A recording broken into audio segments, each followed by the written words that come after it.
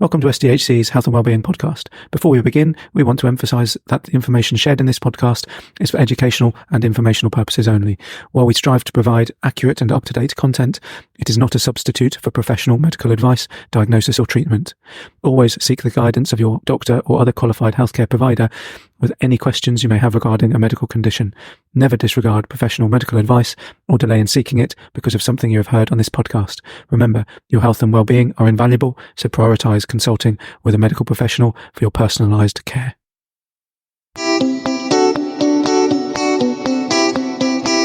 Hi everybody, you're listening to the Health and Wellbeing podcast from South Downs Health and Care with your host, Dr. Nick Harvey. The purpose of this show is to help people understand how they can help themselves and others with their health and wellbeing. Every episode, I interview an expert to understand the latest evidence and advice on how to improve your own health and help others. This month, I welcome Jason Newbery to discuss the topic of supporting health and wellbeing through activity. Welcome, Jason. Thanks, Nick. So Jason Newbery is a dedicated sports performance coach specialising in triathletes, runners, cyclists and functional fitness athletes. As the founder of Then We Run, established 3 years ago, he caters to a wide range of athletes, from those aiming to compete their first races to those striving to win age group competitions or receive significant performance milestones, such as a 4-hour marathon. With a background of PE teaching, Jason's journey into endurance sports is a compelling narrative. His transformation from a non-running background to an accomplished endurance athlete is detailed in his article, which is really inspiring, about how to change your life in thousands of difficult steps, published on Medium. So, thanks very much, Jason, for joining us.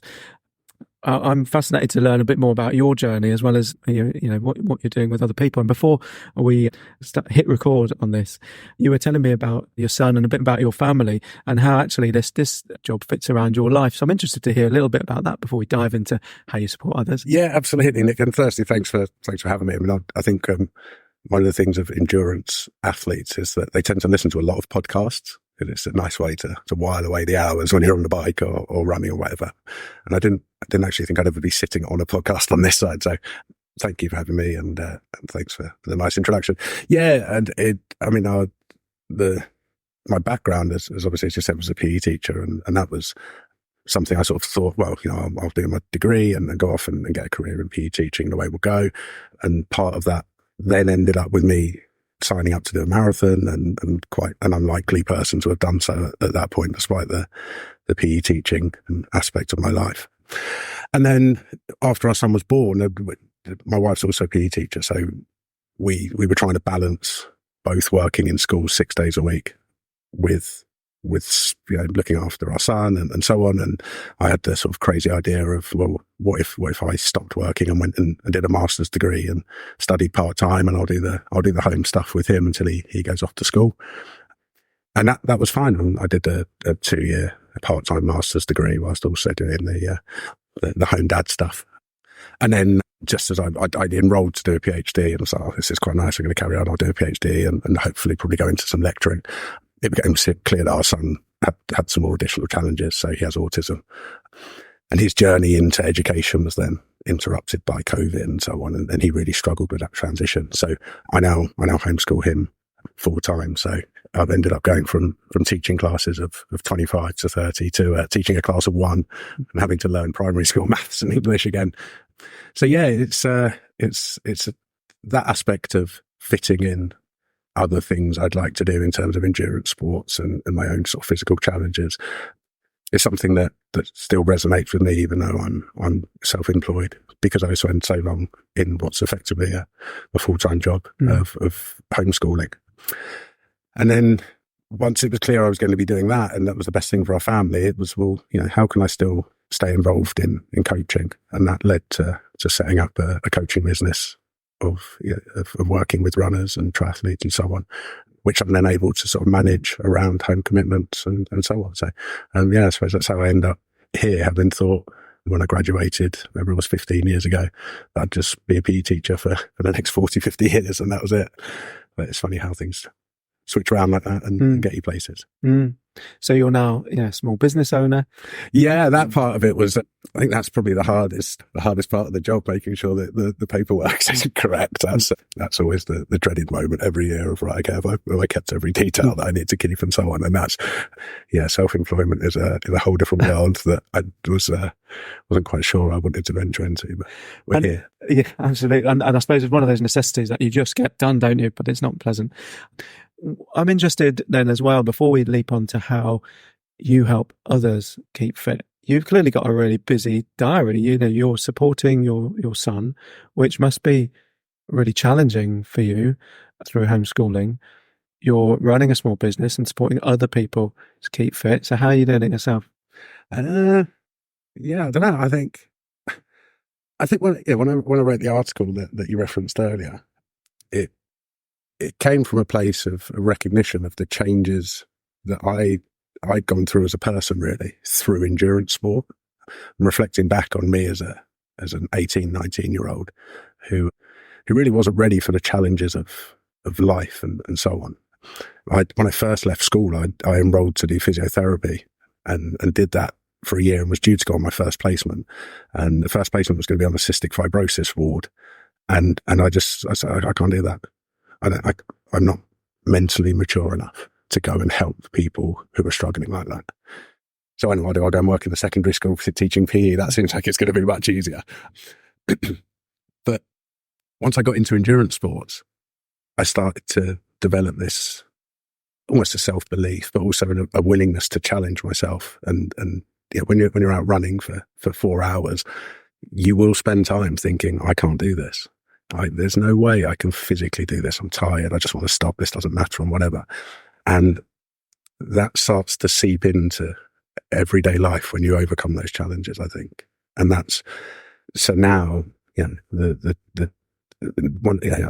who's listening who knows somebody with autism or has interactions with people with autism will know that one of the biggest challenges is patience. You have to be incredibly patient when there are challenging behaviors or so on. And I'm probably, I've said 30 years ago, I'm one of the least patient people I know. I'm not patient at all. But you will learn to be patient if you're going to run 26 miles, because if you're not, you won't succeed. And I think that's where I see this, the word journey gets used, and I think X Factor and so on probably hijacked the word journey and so on. And it becomes a bit of a cliche, but it was a change in me as a person that came from doing something I thought I would never be able to do and learning whilst I was doing it that there were things and behaviors I didn't think I could ever show, like being patient and being calm, that ability to calm your mind when it starts the disaster plan and you're hearing all these voices, you can't, this is too hard or whatever. And that's, that to me just feeds into everyday life, the discipline that's necessary, the planning, the organization that comes from making things work and making things fit in. I think I learned a lot of those from being in endurance sport, and that's... You've just kind of hit me in the face with a bit of a light bulb listening to you, because what I'm almost hearing is, and you see it every day with people who are parents with children with various challenges, that it's just their love that gets them through building the patience and the routines and things like that to support their child. And it's all inspiring to see. And I suppose the light bulb moment for me just then was, it's not that different for us, is it? You're talking about being patient with yourself. So love yourself. Oh, absolutely. Yeah. Yeah. Oh, yeah. I think that's the thing that people can get from any challenge. It may be an endurance sports challenge. It may be a sporting challenge. It may be any challenge in life, learning a musical instrument or whatever. I think there is a lesson in learning that if you start to think, actually, I did that. That came from me being able to persevere and to endure and to stick with it. And you're going to get loads of help along the way. There's no way anybody's going to achieve anything without other people helping them. But we also get that pride in, actually, I can do that. And I can achieve things. You get certainly a respect for yourself, I think, that is not that easy to achieve, because we look on social media and we look at what everyone else is achieving and what they're doing, and we think, oh, that's amazing, that's great. I could never do that. But if you can actually build to that point where you're doing it, I think you will find a self-respect and a pride in what you can do. And then you're able to share that with others, because you're able to show them that they can do the same thing. And that's when we got the introduction and what you emailed to say about being a guest on the podcast, I listened to the first two that were released, which I thought, I'd like to get a feel for what the podcast is like and so on. And I thought the first two, because I've heard the first two, the guests were obviously excellent and so knowledgeable. And I had this massive feeling of imposter syndrome of, well, I mean, they're two deep experts in their field coming in and talking and sharing this amazing, I've learned so much just listening to them. I don't think I've got anything to say which is anywhere near as interesting or as thought-provoking as that. So I was like, oh, maybe I should just cancel. Maybe I should. I didn't really got anything to say. And then I thought, well, if there's one person who listened to this and thinks, well, actually, I could do that then. If he's done that, and honestly, I am not, in any way dramatically special or amazing. But if they can listen and say, well, that's the sort of person that could run a marathon, that'll be fine. It'll have been worth it. So to come in and it's been nice to meet you and have a chat and stuff. But, that was why I didn't then cancel, because that's how I started as, in that article. It was someone I worked with who inspired me to start marathon running. And if I'm able to have one person do that, that'll be plenty. That'll be fine. Thanks for sharing that. I think we all have this imposter syndrome to a degree, don't we? And not to belittle, yours. I think it's also really important to recognize that you've kind of overcome a barrier just to turn up. And that's the same with anyone who just wants to start exercising, whatever, isn't it? It's about kind of going, let's just do that first step. Let's, what's the worst that can happen? Absolutely. I think the biggest one of the biggest problems I've ever had with when I set up the business was, what do I call myself? I could just say triathlon coach or running coach or whatever. But naturally I've ended up also coaching like functional fitness sports. So there's a sport which is currently really big, which is called high rocks, which is a really growing area of sort of physical activity and sport. So I thought, well, I suppose I could say performance coach. But then I don't really like the term, because I think when people think of performance coach, that instantly says to people, oh, well, he's not for me, because there must be something about performance. And it really, that isn't how I think about physical activity or people being involved in sport. Performance to me, to other people, to anyone, is going to mean something different. And that first step of getting away from this idea of, well, I have to be this to be a runner, or I have to be this to be a triathlete. I used to do a bit of part-time work in the local running shop, and people should really support their local running shops, which is a little bit of a rant. But and the first thing, so many people used to come in, and one of the first things they would say to us is, well, I'm not really a runner. And you'd think, well, I think you might be, because you've just walked into a running shop. It's a specialist running shop. You found us. There must be a reason you're here.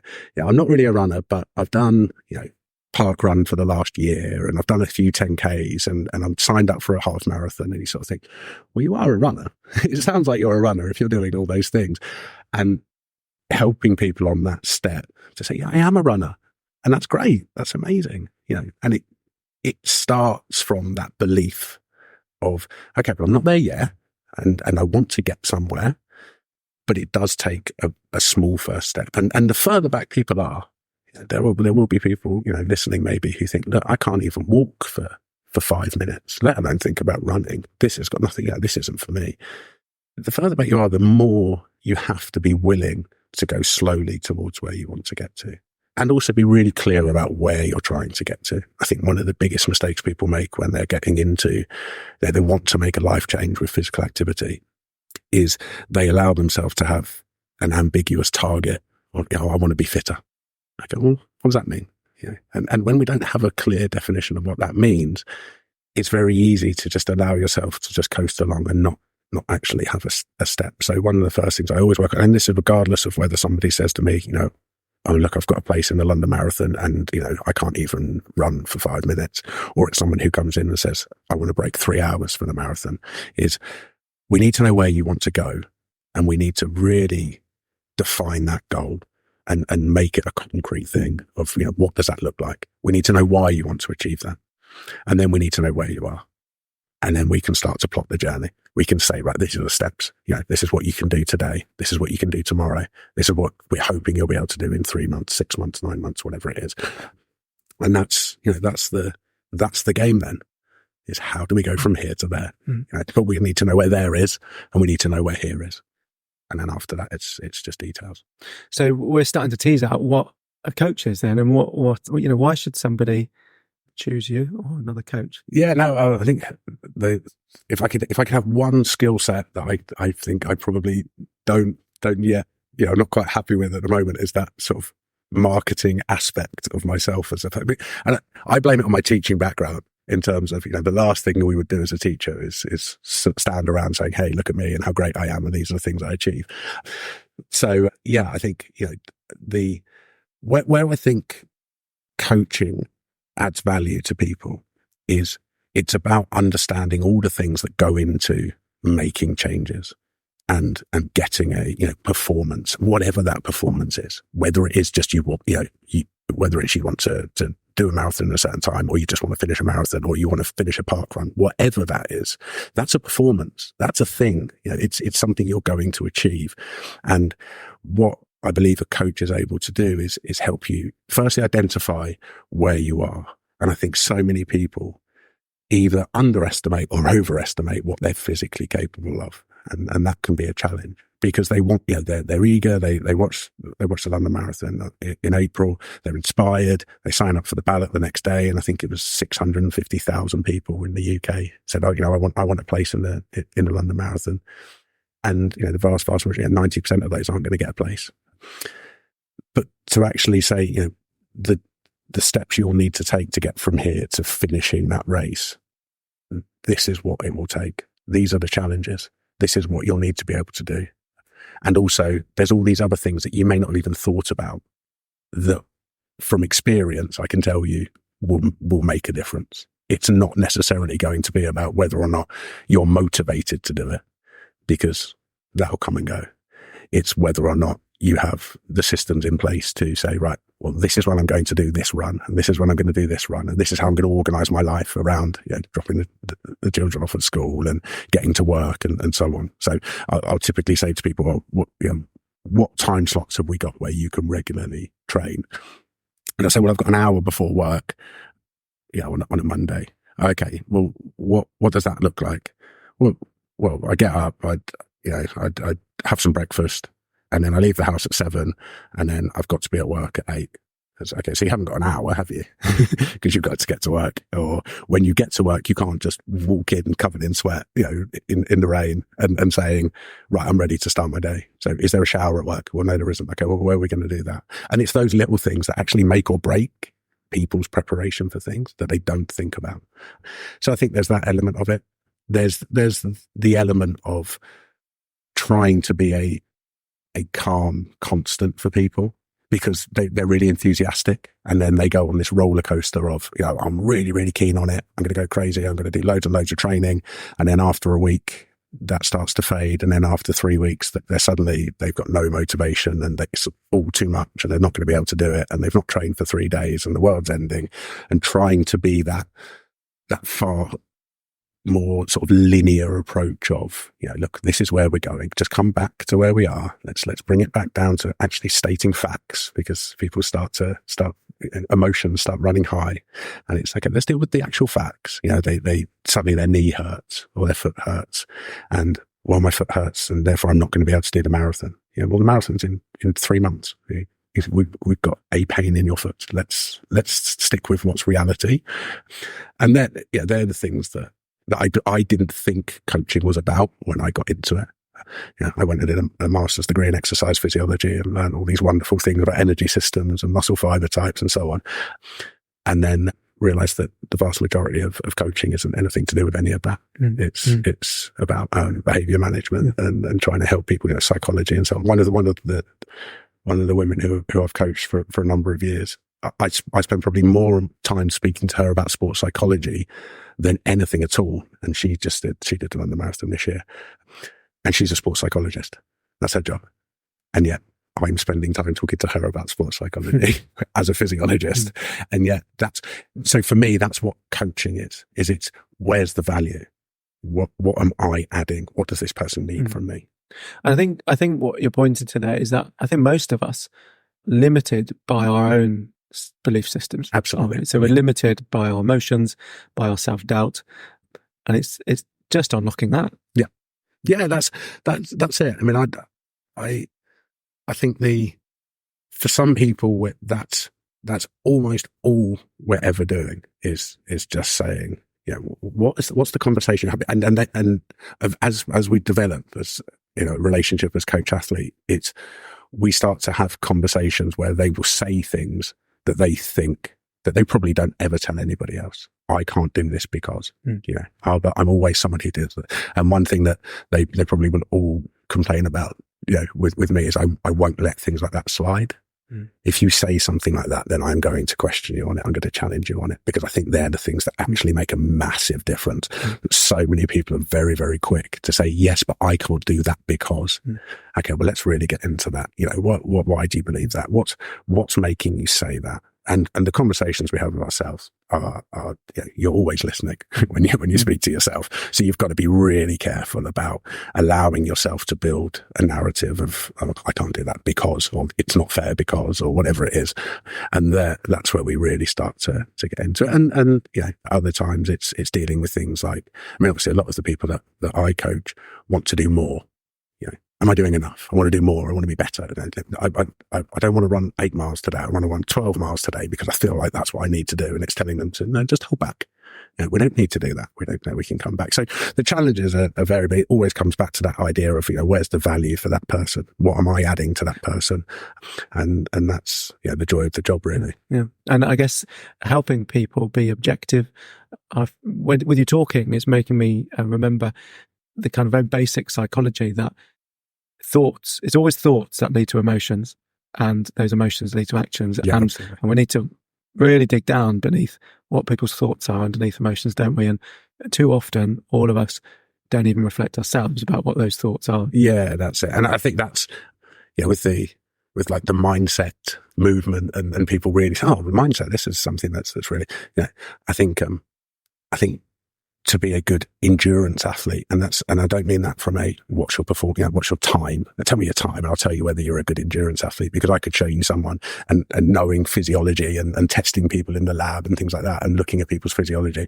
I know people who achieve amazing running performances who, if they were able to control their emotions and thoughts, would be able to achieve even greater things. And I know people whose physiology is way more average, and yet they're so able to control the negative thoughts, to see thoughts as what they are. That's a thought. And I can choose to interact with it, or I can choose to just let it go. It's there, but I don't need to react. I can actually choose and control that. And the way I got to that was through endurance sports, because that was just the way that I sort of got into that mindset. And that's not the only journey. Other people might do it by actively seeking, mindset practices or breathing practices, whatever it is. But I think it's certainly a vehicle for teaching people those skills. And again, that was certainly nothing I thought I was ever going to be involved in. And yet they're the conversations I have with people that I coach that I suspect, when you see them years later, that's how I still use that. And they might still use that whether they're running or they're in the office and somebody said something they don't like. And they think, well, actually, that skill of, I don't need to react to that. I can at least take a second. And injury is always the big one for athletes. The numbers on the percentages of runners that get injured every year. It's somewhere around like 50 to 75 to 80%, depending on what you classify as an injury and how you go about reporting and so on. But that's a lot. That's really, really high. And if almost everyone who I coach, if you say to them, what would be your biggest fear? It's, I don't want to get injured. Anything but injured. And so often when they get a pain or an ache or something, that didn't feel quite right. The first thing my job is to do is say, okay, let's just calm. let's just stop. No matter what it is, there's nothing we can do right now which is going to be effective. The first thing we need to do is actually try and work out what this is, and whether this is something we need to make an adjustment with. But being able to put that brake on for them, because instantly their thoughts go spiraling off. This means I won't be able to train. This means I won't be able to do this. And for a lot of them, they understand the importance of exercise for them as something that helps them go about their day.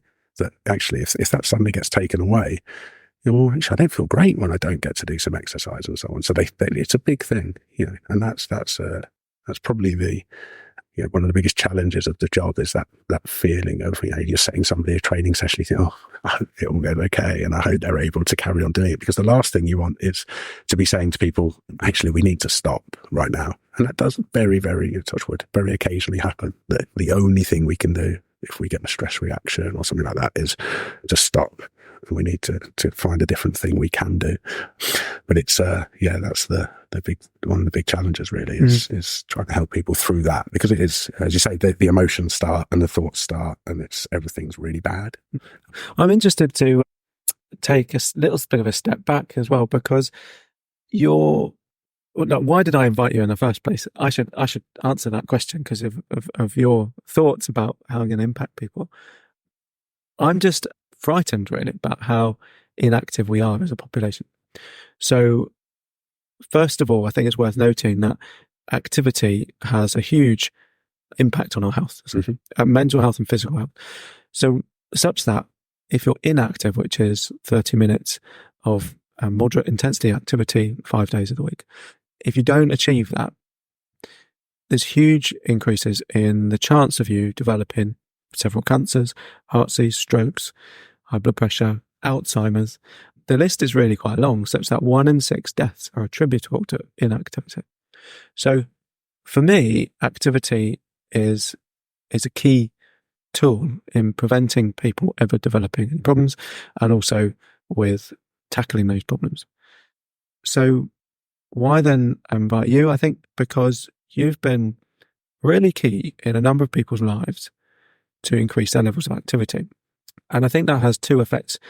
One, obviously, directly on the person. And if we're talking about somebody who is going to do an ultramarathon because of the work you've done, well, maybe actually it doesn't increase their lifespan compared to them where they were already. But the number of people they inspire and how that brings up the population as a whole is really significant. So I think there's one level, the work that you do with elite people and how you teach them the psychological skills that they will then also impart on other people. It's a real ripple effect, isn't it? And I guess I wanted to squeeze that out, which you already have, and how really some of the psychological awareness that you're talking about is applicable to everyday life, isn't it?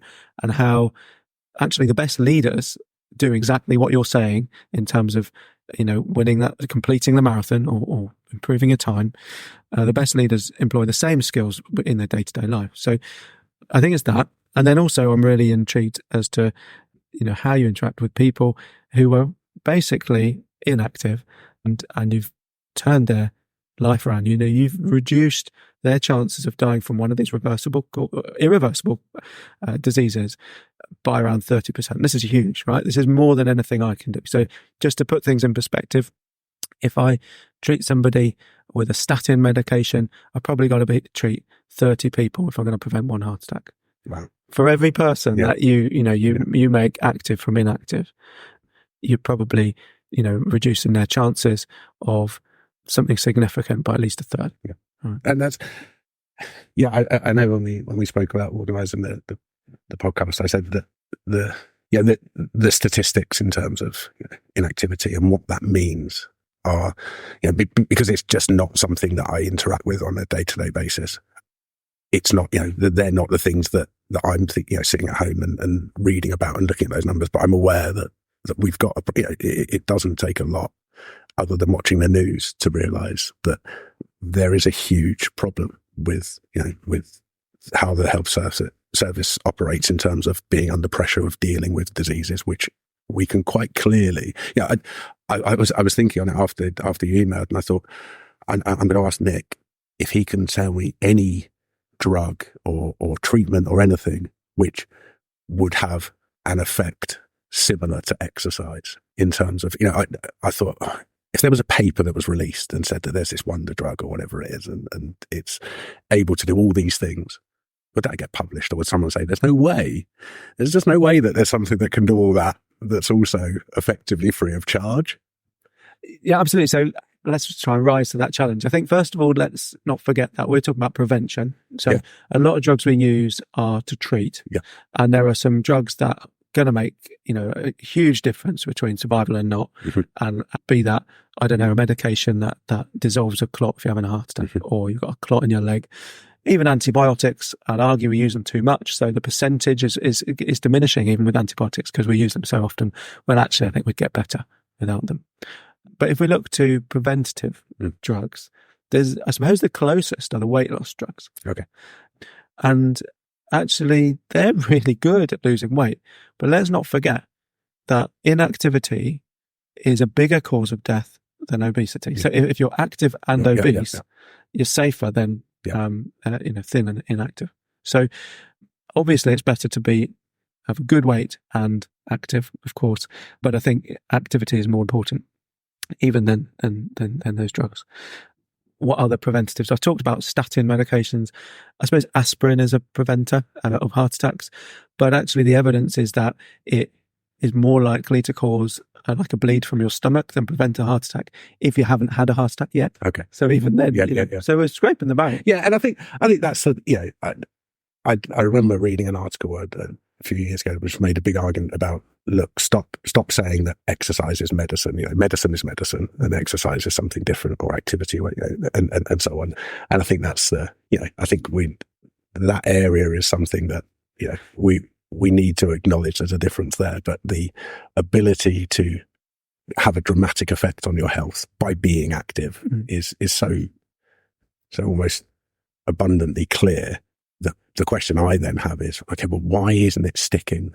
If we, I don't, I'm not at the forefront of treating patients and so on, so I don't get to have those conversations with people who are inactive and saying to them, look, you do know we could probably really make a dramatic effect on all these things that you're seeing me about if we could get you to do these. So if those conversations are happening, why is it not getting across? Why is that not? And I think that's the challenge then. I agree. So just to put some context there, I suppose, firstly, we don't see the majority of the population that would benefit from being more active, I guess, because they're coming.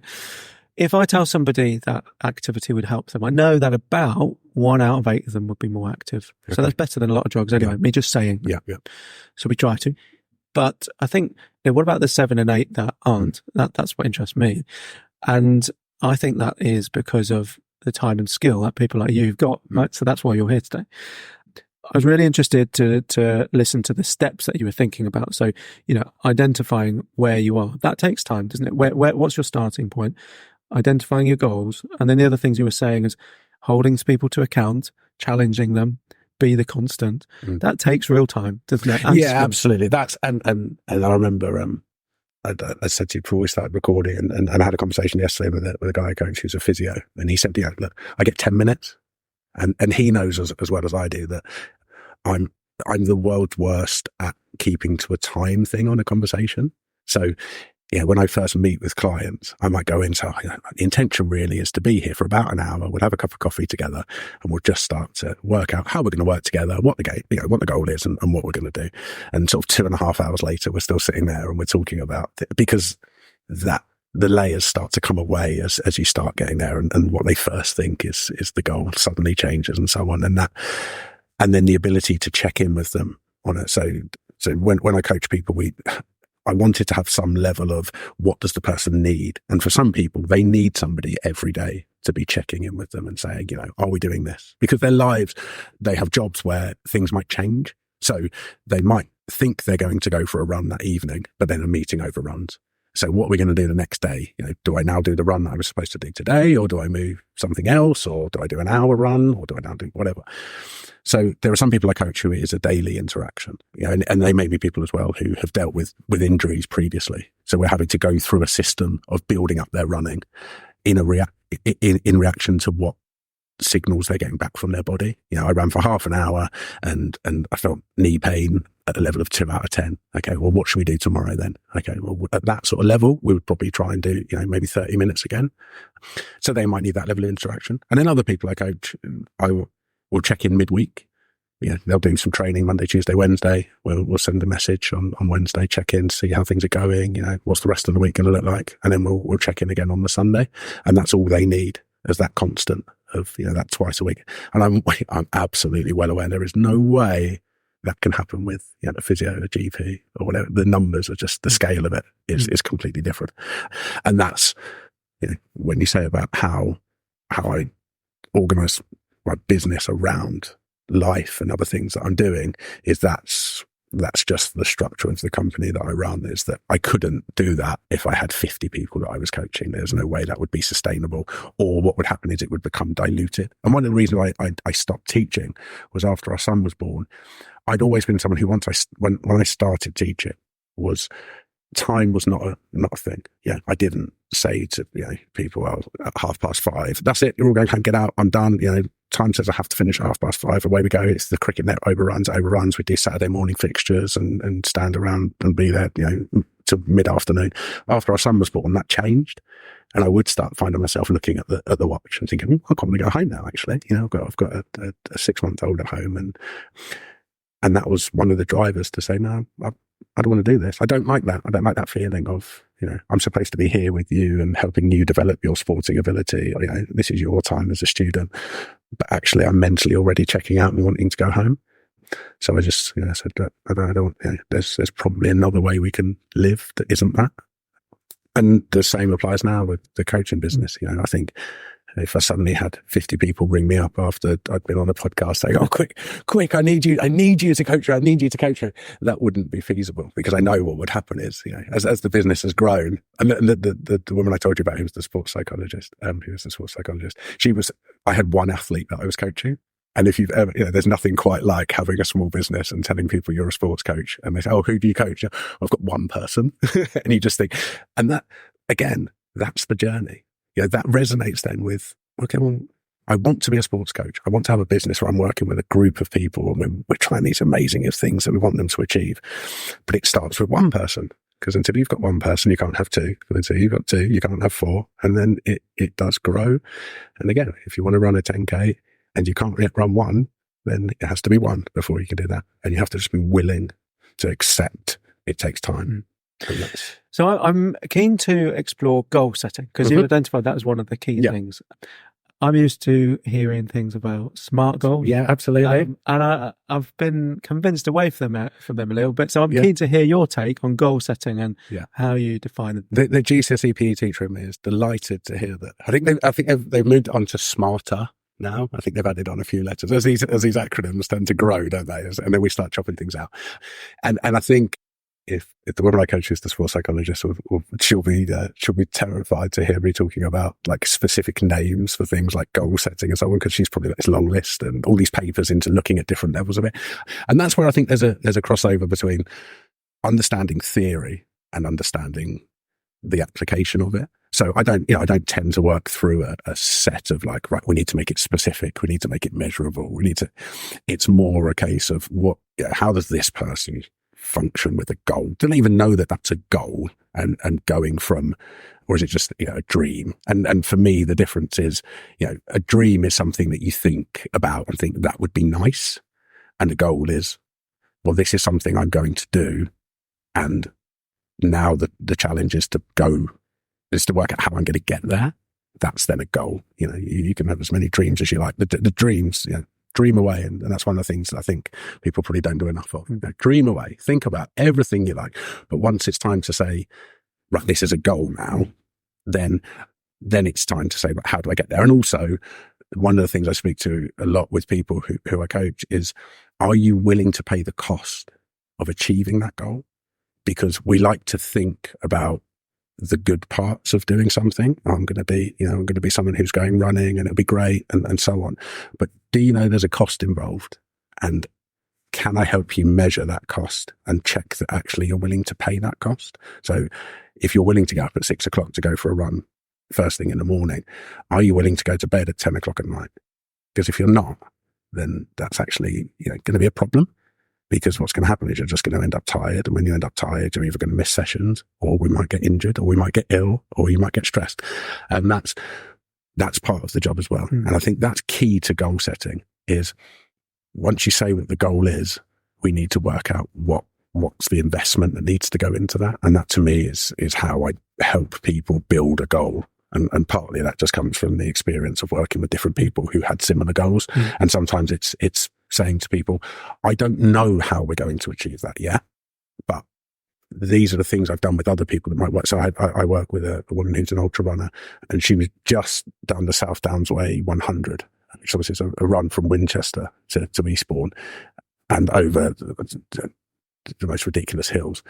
And when she said, I want you to help me work towards this, I instantly was like, I have no idea how to help somebody prepare to do a 24-hour race. I even thought of racing for 24 hours. But I have helped people do other things which are just a challenge. And it's about saying, okay, right, well, we need to go through that process. And that's really how I think goal setting can be the most useful for people, is about helping them realize, how we craft the goal, and also how we make the goal reality. Because it can't just be something you think you'd like to do.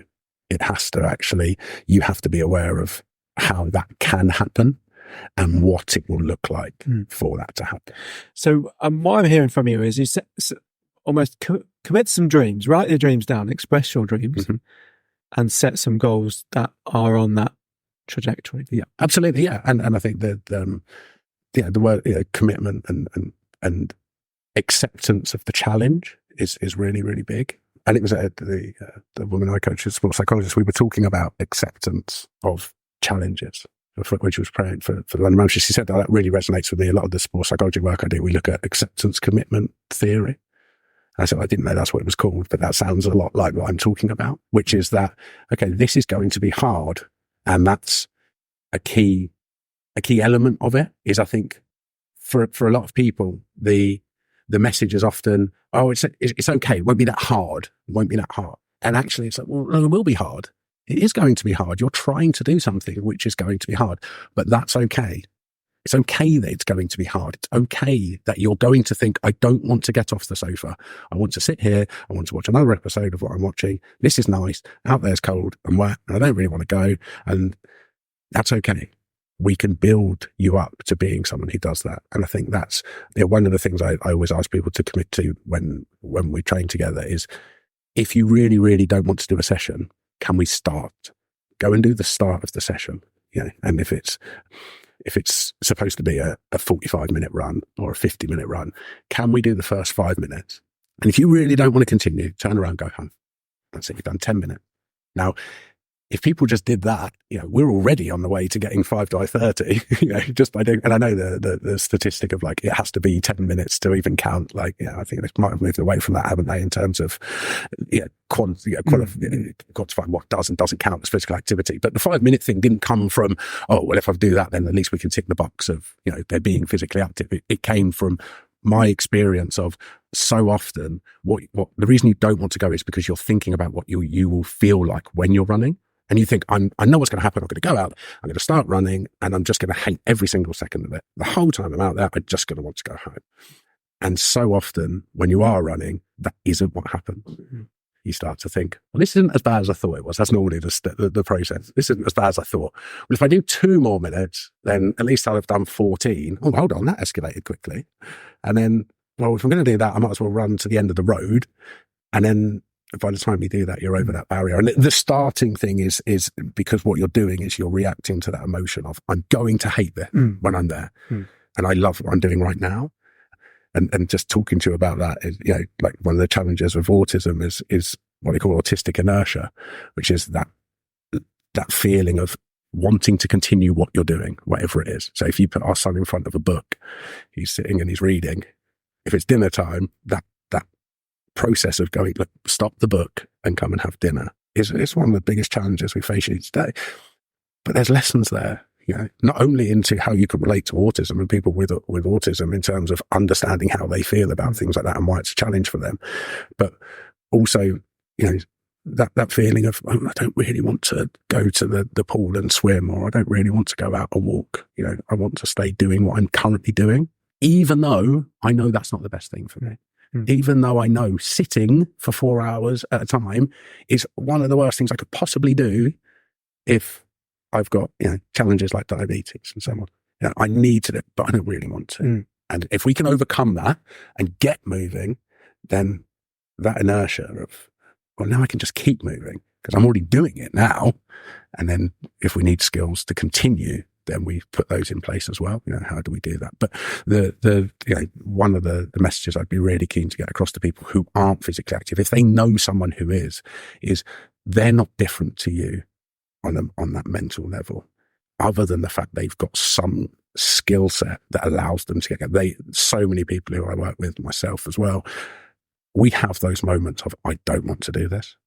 And they're able to overcome that. They're able to get out the door and get going. And if you can do that as well, you'll be really surprised at actually what happened. And suddenly, 2, 3, 4 years down the line, you're somebody that someone who's inactive knows, who they think, I don't know how he does that. And that's really empowering. Yeah. And so I guess, find a dream that is going to drive you out of the short-term comfort into the longer-term benefit, and find somebody who'll help you find some goals that are realistic to you with the acceptable downsides to them. Yeah, that's it. And that's, I think who that person is may well be a professional who's a coach. It may be a friend. It may be whoever. But it's hard. It is hard to do it entirely on your own to begin with. The person who got me into running, he wasn't doing it for any purpose of his own, other than the fact he quite liked talking about running. So I think he thought, well, if you start running, we can have a chat about that. But it was just what it was. But it started me off on it, and then that meant that both my brother and my sister, who had never run in any form of terms of, I want to go out and exercise or whatever. My sister's done the London Marathon twice now. My brother's done the BG Head Marathon twice now. I should mention my sister's also done the BG Head Marathon, otherwise she'll kill me. And they're things that would never have happened had I not started running. None of us had ever expressed any desire to go and run. And that can be really powerful effect on others. So it may well be that one of the reasons that people set a goal of being more active is because they've got children that they want to be more active. That may be the goal for you. What I want to do is I want to show my children what you can do. And so many people who I work with, that's one of the reasons that they want to take on challenges, is they want to inspire their children to say, I don't think I can do this. Now watch me. And that's magic. Yeah, that's the thing. And that's really the thing that makes the job the best thing I can imagine doing, because you get to be part of that. You get to see, everyone gets to see the Instagram picture of them with the medal, and everyone gets to click like and say, oh, you're fantastic, you're amazing, I don't know how you do it, and so on. And I get to say, yeah, I know how you do it. I know the struggle. I know that bit 6 weeks ago when you said, oh, I can't do this, what are we doing? We've got no chance. And that's... I must say, I think social media is a double-edged sword there, isn't it? Because you only see the achievement, you see the end goal or the dream, and not the fact that they've really fought tooth and nail to get there, and it's been a struggle, and you two can achieve it. I think I was very lucky when I started running, in that there was nothing. There was no social media, no Strava. It's just the app where people upload all the training and stuff they've been doing, and they're comparing themselves to everyone else, because that's what we do as humans, compare. And no matter what you do, there will always be someone faster. There'll always be someone who's started running just a year ago, and now they're running faster than you, and you've been running for 10 years, and that must mean there was none of that. Literally all I had was, I would go into work at school every day, and the guy who was the deputy head would say, have you run this morning? And I was like, no, I'm going to run tonight. And I had no intention of running that evening. But the next day, did you run last night? No. And that was it. But I had no idea about what was or wasn't possible. I had no issue with dealing with what's the right sort of training. I think so many people get hung up on, I don't know what to do. Okay, so you're telling me that I should be more physically active, and that's great. Okay, right, here's my goal then. I want to run a 5K, but I don't know how to do it. Okay, well, whatever you do, don't start listening to loads of different pieces of advice, because what will happen is there will be someone doing something different. And then you'll think, well, what I'm doing is useless. And you don't have that base of confidence to ignore what everyone else is doing.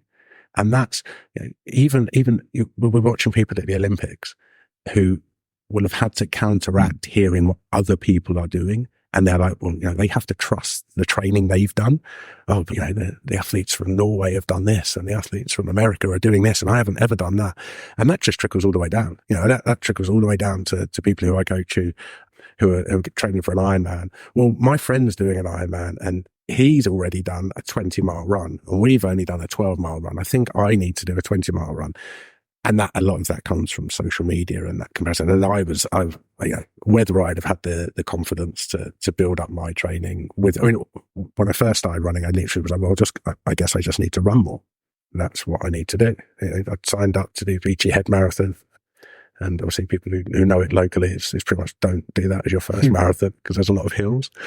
And I just didn't really do, much training. And then I finished. And people said, oh, what was your time? I said, five and a half hours.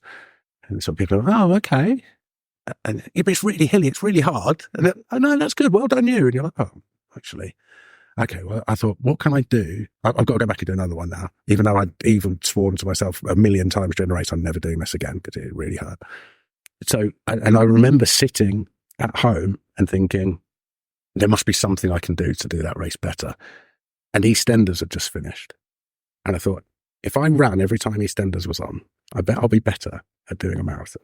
And that was what I did. I've never watched another episode of EastEnders since, because I thought to myself, if I've got time for half an hour of EastEnders, I've probably got half an hour to run.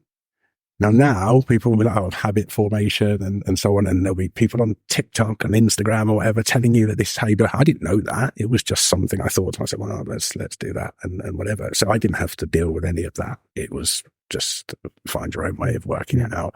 And I think it is a challenge, because you're battling those thoughts already about whether or not this is any good. And if you start to think that what you're doing is pointless because it's not what you're seeing on social media, you will give up quite quickly. So let's try and find some positives. Our last guest was Keith Grimes, who's a GP and a health innovator, especially in health tech. And his question to you was, what's the newest thinking on helping to motivate people to increase activity? And what do you think about AI and how that can help? Yeah, it's I had someone recently say to me, "Oh, are you concerned that everyone's going to switch to AI being their coach?" I was like, shut up. Maybe I should be. Maybe I should be terrified that everyone's just going to go to. And I think there will be people that will do that, and wearables and so on, and the coaching in inverted commas that they get from their wearable. I think it's going to help a lot of people if that's what they need. If their watch tells them to go and run, and they go and run because the watch tells them to do it, that's great. There will be some people who we need to understand how AI or tech works or whatever. And it's basically working on this is what we think your response to this will be. And, my argument against that would be, anyone who's ever looked at any scientific study of, we took 50 runners and we put them on this running training program, and these were the results. The average increase in 5K time was a minute or whatever. Look at the actual data, and there's that little dot that's the person got worse. Now, the average person got much better, and the average person might get much better just listening to their watch. But there's someone who didn't. And so how do we help that person? Because if what they do is get an AI training program and it doesn't work for them because it's not what they need, what they're probably going to do is think, oh, well, I'm different. It doesn't work for me. I'm not built for this. I'm not built to be a runner. That's why I get injured. Everyone else should be able to do it. That's what the tech is saying I should be able to do. So yeah, I don't necessarily feel sort of defensive against the idea of, we're going to, move to this system where there's this super, and I'm sure there are people who will benefit massively from that, mostly because I'm a strong believer in how effective the belief system is in how well something works. So if they genuinely believe that this is going to work for them, that this can, it must work for me. It's a computer and it's based on all this amazing information. There's no way I can have as much information as some supercomputer. Then great. There's a chance it will work for them. Yeah, and there will be people who it won't necessarily work for, and that's fine. And there will be people who will always value a person who's at the end, who's willing to listen to, oh, how did your run go? Well, let me tell you 10 minutes about how my day was first, and then we'll talk about how my run went. And you think, okay, that's fine.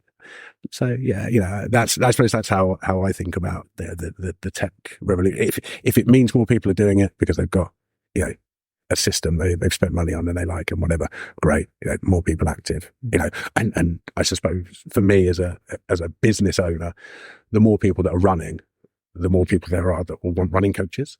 So if they're stepped into running as their Apple Watch telling them what to do, great, fine, no problem. And then if they then get to a point where they think, actually I want a person now, then I've not come across technology that's amazing at motivating. I think that's a human. Yeah, thing, I think the motivating is excuse me, it's such an interesting thing, because I think motivation is something that I see probably differently to how other people who aren't physically active, they think it's something they need.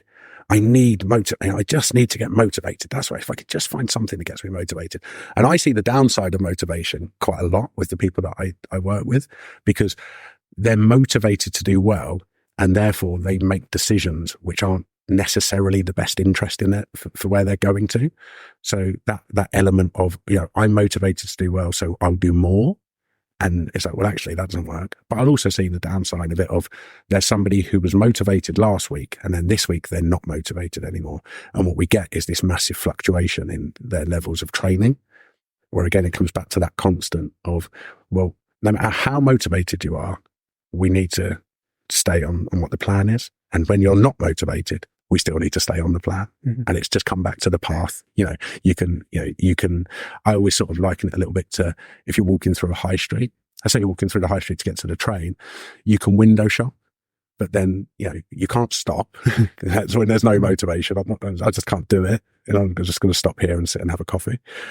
And you can't get too excited and start marauding around the shops, looking at things. What's the goal? Where are we working towards? And what's the steps to getting there? So I think there's the whether or not, somebody, I'm sure there will be studies into whether or not somebody telling somebody to do something is more motivating than a watch beeping that says time to work out or whatever it is. And there's in the endurance sports community, there's always a laugh about the fact that some of these watches have move detectors. And if you don't move, they'll beep to tell you to move, which I can see the application with people who aren't physically active, but they don't necessarily detect that they've just been for a 3-hour bike ride. So they go out, they do a 3-hour bike ride, they sit on the sofa, they've just eaten some lunch, and then suddenly the watch tells them to move. And now, they'll tweet about how funny that is that the watch is now telling them to move. The efficacy of that with people who are inactive, I don't know. It's just because, again, it's not an area that affects me as a coach in that sense. And I think that's so. Yeah, whether or not they are motivating or demotivating. I know like brands where they have target movement numbers and target calorie usage and things like that. I know they exist. I would suggest the evidence is if we're having that many people inactive, then they're obviously not doing what they're supposed to be doing. And whether that is then goes the other way to actually being demotivating because people are failing or they perceive they're failing all the time. I think for listening to you, I think that's the motivation is probably around get motivated to dream, get motivated to set some realistic goals and forget about the motivation in achieving those goals, because then you need to actually set them in a realistic way. I think that's it. I think we're as we don't rely on motivation for so many things in our life. People go to work every single day and they don't require a huge amount of motivation. It's just, this is what I do. I get up and I go to work. I've got to feed myself, or I've got to feed the family or whatever. This is what I do. I've got to make dinner. I'm not going to say I'm necessarily motivated to make dinner. So let's not put it on a pedestal of, if I could just be motivated, then I'd be able to do this. I said, okay, well, let's strip that, because that's a barrier then, because I need motivation to get out the door to go and exercise. So, okay, well, if you don't need motivation, then you just go out the door and exercise. It's just what you do. And so many people I work with, that is, it's what they do. They build their lives around it. And one of the one of the big things I talk about, and then the EastEnders thing was sort of an example of that is, when people say, I don't know how you find the time. I don't know how you find the time to do it. It's like, well, it's not that I find the time. It's just that we try to make life choices which allow the time, but also I will only do certain things that work within our life structure. So I've done, I did an Ironman race last year, but I was starting to get aware of the fact that the time that I want to commit to this, to train at this level, is starting to become a bind now. I'm starting to find that I'm trying to squeeze things in, or I'm trying, let's just take a year off. Don't make that the goal. And that's part of goal creation. Someone says to me, oh, I really want to do a marathon. I'm not the gatekeeper to the London Marathon, but so many of those people who applied for the ballot, if you said to them, show me where that's going to fit in your life, preparing for that, well, I don't think it realistically would. And that's difficult then, because that might be the thing. It inspires so many people to do it. Then there's people crossing that line who would never have done it had they not got into that race. But there's also so many people who says, well, actually, can we do something else which is a goal, which is actually achievable, that works within your life, so that you're not finding time. What you're doing is you're making it a priority. And that's how, I think that idea of, well, I make physical activity a priority. I put it high on my list, and it is very, very high on my list, because it's something that is part of our life, and that's it. Yeah. So prioritize physical activity to be, just a routine part of your life. I think that's a really good take home message. So the next guest is a wellbeing therapist, Rita Minas-Judd. And we're going to be discussing how to live your best life. So this kind of ties in a little bit. Yeah. So do you have a question for her that I can pass on? Yeah. One of the reasons I listened to the previous podcast, I thought, I'm going to try and get a feel for what this is, the competitive person in me. It's that element of, right, if I can get a feel for what sort of guests are you having? Can I think of a question that's really insightful and so on? A wellbeing therapist. Okay. How to live your best life. Let me think. I think I'd say I'll ask. If she could have something she has a question about in terms of, is this effective? Does this actually make a difference? But we don't know the answer to it. So there's loads of things, that you think, we think this might be effective. We think this might be helpful. We don't know, but we think, what would be the one thing that she doesn't currently know that she thinks, if I knew that, definitely works. If I could make it very binary of yes, no, that works, that doesn't work. What one thing would like a definitive answer on in her field of helping people live their best life? I think that'd be interesting to hear. So just to clarify that, what one thing for any individual? Yeah. So for example, I suppose I'll put it in my field, and then hopefully that'll clarify. Is we talk about things like strength training for runners. So strength training. Do you need to strength train to be a better runner? And then you get studies and different people doing different things, and there's no real definitive answer. Yes, you absolutely have to. And I would be like, that would make my life so much easier as a coach. If I knew people had to do it, I could just say, I don't need to think about it. I don't need to. That's because you're constantly trying to weigh up the benefits and so on. So I wonder if in the element of, is it goal setting, for example, do we have to have people set goals to live their best life? And it should obviously be way more into the knowledge base of her particular area than me. So I wonder if there's something which is it's a big question in that field that would be nice to have a definitive answer. Yeah, interesting. I will place that to her. I've got questions that I won't keep as closed, but is it just talking to people? Is it being vulnerable? Is it what is it? Okay, thank you. Great. I will pass that on. Thanks very much for sharing your enthusiasm and your time. Thank you. And I look forward to hearing the responses from listeners on this, and see how many more customers. See if we get your 50. No, I don't need that. I don't want to. But I think even if there's what would be really, really nice, even if they're not looking for a coach, if anybody listened and then thought, I'm going to go and do something, feel free to send me an email and just say, look, this is what I did, because that'll be enough for me. Yeah, thanks very much. So take homes for me are dream big, set some realistic goals, ignore the noise, and get some support to really hold you to account, some realistic goals. I can really see the value of a coach and the value that you bring to people. Thank you very much. Thanks for having me. You've been listening to the Health and Wellbeing podcast about the benefits of physical activity and how it can improve your health and wellbeing. with Jason Newbery and me, Dr. Nick Harvey. For more information and resources, check out our website, sdhc.org.uk. If you have any feedback or suggestions for future episodes, please email us at sdhc.feedback@nhs.net. Tune in to our next episode where we'll be interviewing Rita Minas-Judd on how to live your best life. Please take a moment to subscribe to help support us in supporting others with their health and well-being.